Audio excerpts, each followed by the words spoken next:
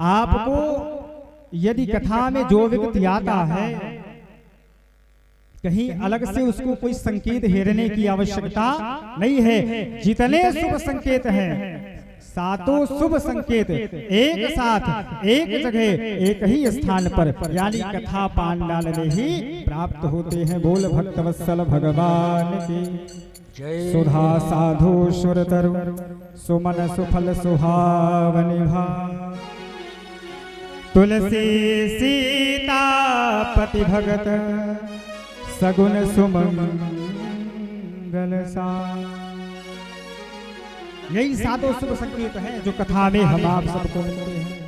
पहला क्या है? बोले सुधा। अच्छा, सुधा का अर्थ क्या होता है? बोले अमृत। देखिए, जब कथा में जाओगे तो पहला शुभ संकेत क्या मिलेगा? बोले सुधा, अमृत। अच्छा देखो, उस अमृत को, वो अमृत कहाँ मिलेगा और उस अमृत को पाने के लिए देवता और राक्षसों में कितना संग्राम हुआ है, मुझे तो नहीं पता वो अमृत कहाँ मिलेगा। लेकिन ये अमृत अवश्य पता है कि कथा का अमृत जो है, ये अमृत केवल और केवल भगवान की कथा में ही मिलेगा। वो अमृत आपको अमृत तो बना सकता है, लेकिन कथा का अमृत आपको अभेद्य बना देगा। वो अमृत आपको दीर्घ जीवी बनाता है, लेकिन कथा का अमृत आपको दिव्य जीवी बनाएगा। इसलिए पहला जो शुभ संकेत है वो क्या है? सुधा, अमृत। अच्छा देखो, इस अमृत को पीने के लिए ना भेदभाव नहीं है। आजकल समाज में बहुत सा भेदभाव चल रहा है। लोग, कुछ लोग हैं हेत दृष्टि से लोगों को देखते हैं, कहते हैं। अच्छा, कई लोगों के मन में एक भी प्रश्न और होता है, शूद्र अपवित्र होते हैं। देखो, आज किसी ने मुझसे पहले ही प्रश्न कर दिया, महाराज इस विषय में अवश्य। तो देखो, मैं आपको एक बात स्पष्ट कर दूं, जो व्यक्ति कहते हैं कि शूद्र अपवित्र होते हैं, समझ लो अज्ञानवास कहते हैं। उनको अभी अच्छे से शिक्षा नहीं मिली।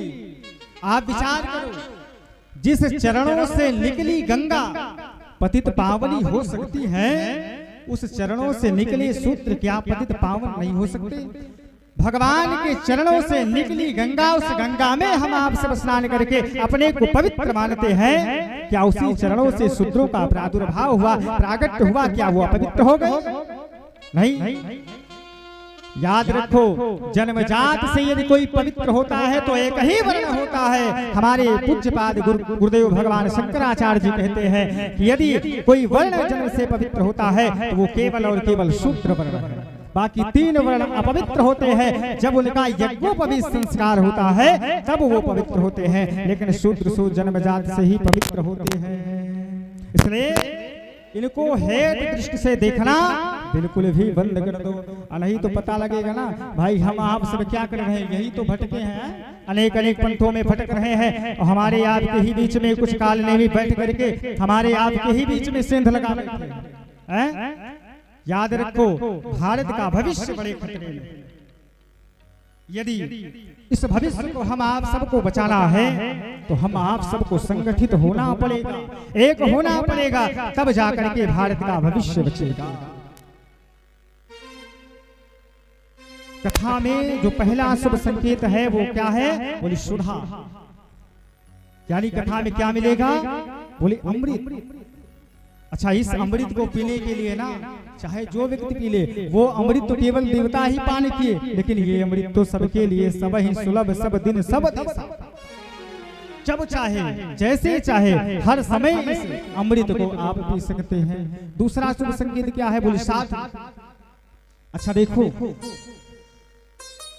अलग कहीं जाओगे तो हो सकता है वहां साधुओं का दर्शन ना हो, लेकिन कथा पांडाल में आओगे तो निश्चिंत है साधुओं का दर्शन होगा, इसमें तनिक भी संशय नहीं है। और छोटे मोटे साधुओं का दर्शन कथा में नहीं होता।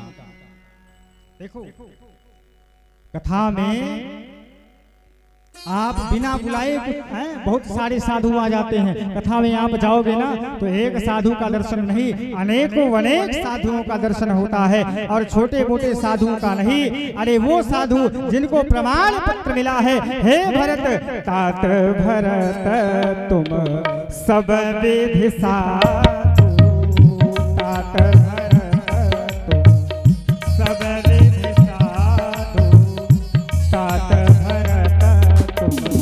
सब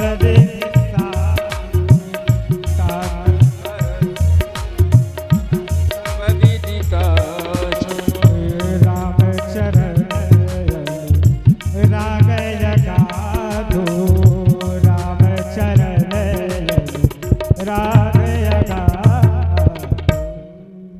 तात भरत सब विधि तुम साधु। उस साधु का दर्शन होगा जिसको भगवान ने स्वयं प्रमाण पत्र दे दिया कि हे भरत तुम सब विधि साधु हो। तो याद रखो, जब कथा पांडाल में जाओगे ना तो कोई शुभ संकेत हेरने की आवश्यकता नहीं है। सारे शुभ संकेत कथा पांडाल में एक ही स्थान पर, एक ही जगह प्राप्त हो रहे हैं। अच्छा देखो, साधु का अर्थ ये नहीं है कि जाकर के दंड कमंडल लेकर के बाहर रह लो, है घर द्वार छोड़ दो तभी साधु बन जाओगे, नहीं। साधु का अर्थ ये है साधु घर में रहकर भी बना जा सकता है? आजकल कुछ साधु ऐसे भी हैं आडंबरी, यहाँ से जाएंगे और कितने कुकर्म कितने धर्म कर रहे हैं भगवान जाने। हाँ, इसलिए साधु घर में रहकर भी बना जा सकता है। और जब साधु बन जाओगे तो क्या होगा? जब साधु बन जाओगे ना तो साधु संत की, याद रखो, साधु की रक्षा कौन करेगा? जब साधु बन जाओगे तो किसी को हेरने की आवश्यकता नहीं है। साधु संत की तुम रखवा, साधु संत के तुम रखवा, साधु संत की तुम रखवा, साधु संत की तुम रखवा, साधु। और असुर निकंदन राम दुलारी, असुर निकंदन राम दुलारी, असुर निकंदन राम दुलारी।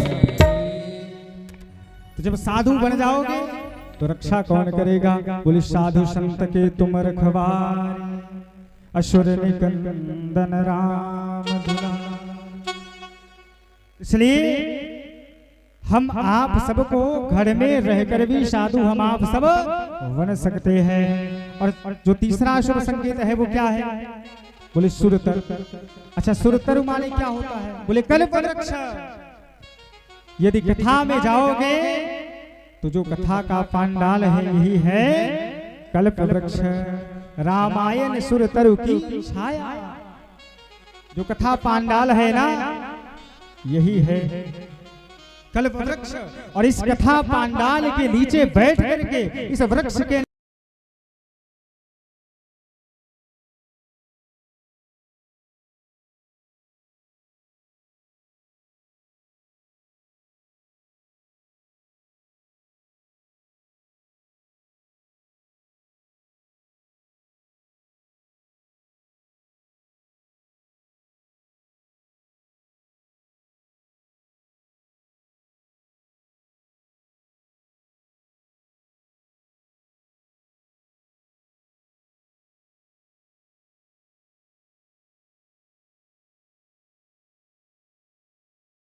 नाथ जी महाराज कर रहे थे तो हुआ।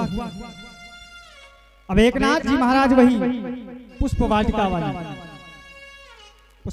वाले प्रसंगों को कह रहे थे, हैं? जो पुष्प वाटिका में जो पुष्प थे वो श्वेत वर्ण के थे। तब तक एक नाथ जी महाराज का जो गला था ना वो बंद हो चुका, मुख बंद हो चुका। अब आगे आवाज ही नहीं निकल रही। एक नाथ जी महाराज बड़े विद्वान थे, प्रकांड विद्वान थे, भगवान के बड़े अनुयायी। उन्होंने नेत्र बंद किया और जब नेत्र बंद करके एक नाथ जी महाराज ने जैसे ही ध्यान लगाया तो देखा ओ हमारा गला तो हनुमान जी पकड़े बैठे हैं। अब एकनाथ जी महाराज ने हनुमान जी को प्रणाम किया, महाराज आपको क्या समस्या? हनुमान जी ने कहा देखो आप उल्टी सीधी बात क्यों कर रहे हो? पुष्प वाटिका में जो पुष्प थे वो श्वेत वर्ण के नहीं, पुष्प वाटिका में जो पुष्प थे वो लाल लाल थे। एकनाथ जी महाराज ने कहा लाल लाल कैसे? हर जगह वर्णित श्वेत वर्ण का है तो लाल कैसे हो गया? देखो कुछ भी हो, हनुमान जी ने कहा मैं जब गया ना मुझे लाल ही लाल दिखा, इसलिए तुम गलत बोल रहे हो।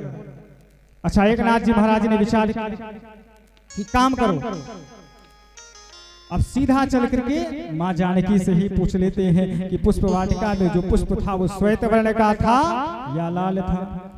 अब एकनाथ जी महाराज एक तरफ तो एकनाथ जी महाराज बैठे हुए हैं और दूसरी तरफ एकनाथ जी महाराज और हनुमान जी पहुंच गए कहाँ? जानकी जी के पास। और जानकी जी को प्रणाम किया। जानकी जी ने देखा ओहो प्रभु आपका आगमन कैसे?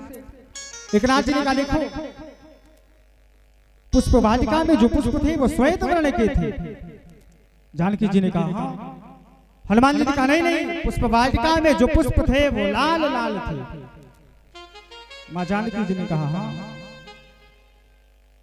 अब दोनों आपस में विचार करने लगे कि जानकी जी दोनों को हाँ कह रही हैं, तो दोनों एक साथ हाथ जोड़ करके बोले देखो माँ जो सच है वही बता दो। जानकी जी ने कहा पुष्प वाटिका में जो पुष्प थे ना श्वेत वर्ण के थे ना लाल लाल थे। अब महाराज जैसे ही दोनों ने ये बात सुनी कि पुष्प वाटिका में जो पुष्प थे ना श्वेत वर्ण के थे ना वो लाल थे, तो थे कैसे भाई?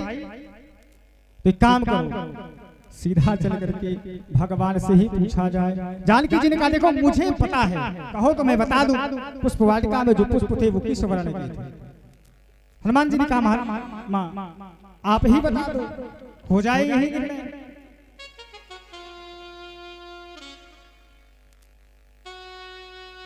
तो जानकी जी ने कहा देखो पुष्प वाटिका में जो पुष्प थे ना श्वेत वर्ण के थे ना लाल लाल थे। पुष्प वाटिका में जो पुष्प थे वो नील वर्ण के थे, नीले थे। अब महाराज तीनों असमंजस में फंस गए।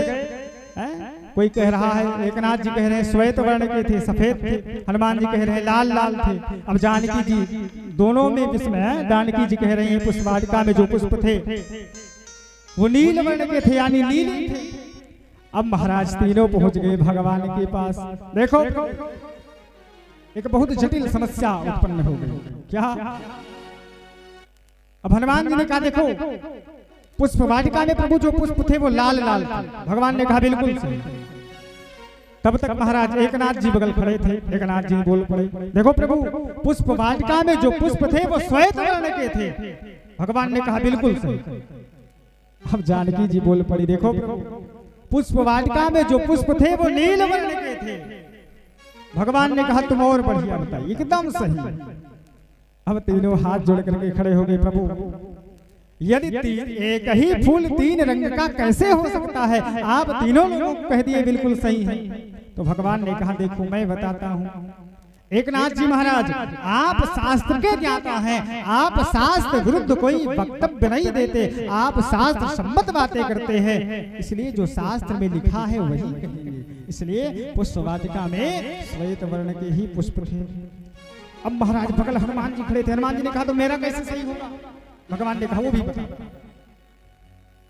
बोले नहीं हे हनुमान जी महाराज आपके अंदर जो क्रोध था मां जानकी का हरण रावण उठा ले गया, ये सब बातें जब आपके मन में ना उबाल मारती थी, इसलिए आपके नेत्र जो थे ना वो क्रोधवश लाल लाल हो जाते थे, इसलिए आपको सब लाल लाल दिखता था, इसलिए वो पुष्प लाल थे। बगल जानकी जी प्रभु के चरण पकड़ ली। प्रभु जब ये दोनों सही हो गए तो मैं कैसे गलत हो गई है? तो प्रभु ने कहा जानकी जी आप बिल्कुल सही हो। कैसे? अरे जब आपको इतना सुंदर नील वर्ण का पति मिला है तो आपको नील वर्ण के अलावा कैसे कुछ दिख सकता है, इसलिए आप अपनी जगह सही हो। तो याद रखो कथा में जब जाओगे तो जितने शुभ संकेत हैं सब एक जगह एक ही स्थान पर हम आप सबको प्राप्त। पांचवा शुभ संकेत क्या है? बोले सुफल। कथा में जब जाओगे ना तो सारे कार्य सफल हो जाएंगे। यहाँ सारे साधन उपलब्ध है, सब साधन कर सुफल सुहाव।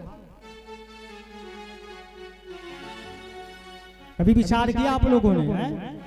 अच्छा, जिसको नींद कहीं ना आती है, दवा खाने से भी ना आती, उसको कथा में ले आओ और कथा में बैठा दो। ये फटी पुरानी हाँ टाट पट्टी पे बैठ जाएंगे और इतनी सुंदर नींद आएगी महाराज, इतनी सुंदर नींद आएगी, पूछो ही मत। क्यों? क्योंकि भगवान अपने भक्त के लिए उसी फटी पुरानी महाराज टाट पट्टी पर ना भगवान फूलों की सेज की सैया बना देते हैं और वो सुख प्राप्त करते हैं कि हम आप सबको सुंदर से निद्रा देवी घेर लेती है। तो पांचवा जो शुभ संकेत है वो सुफल। सुफल माने होता है श्रेष्ठ। जीवन में जब श्रेष्ठ बनो, श्रेष्ठ बनने के लिए किसी चीज की आवश्यकता नहीं है। श्रेष्ठ बनने के लिए केवल और केवल भगवत चरणारविंद में अनुराग, भगवान के चरणों में अनन्य प्रेम हो। और छठवां जो शुभ संकेत है वो है सुहाव। जब कथा में जाओगे ना और कथा में जब जाओगे, कथा की बात आपको सुहाने लगी तो समझ जाइए हम पर भगवान की विशेष कृपा है। याद रखो, जब बूढ़ों की बात जवानों को सुहाने लगे तब होगा क्या? बोले जाम्बवंत के वचन सुहाए, सुनि हनुमंत हृदय।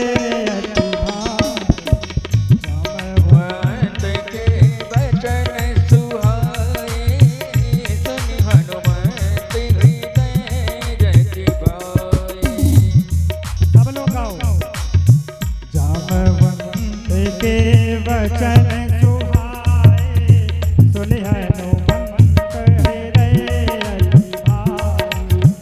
जाम्बवंत के वचन सुहाए, सुनि हनुमंत हृदय भाई। जब बूढ़ों की बात जवानों को सुहाने लगे तो होगा क्या है? जब जाम्बवंत जी की बात हनुमान जी को सुहा गई तो क्या हुआ? वही होने वाला है। इसलिए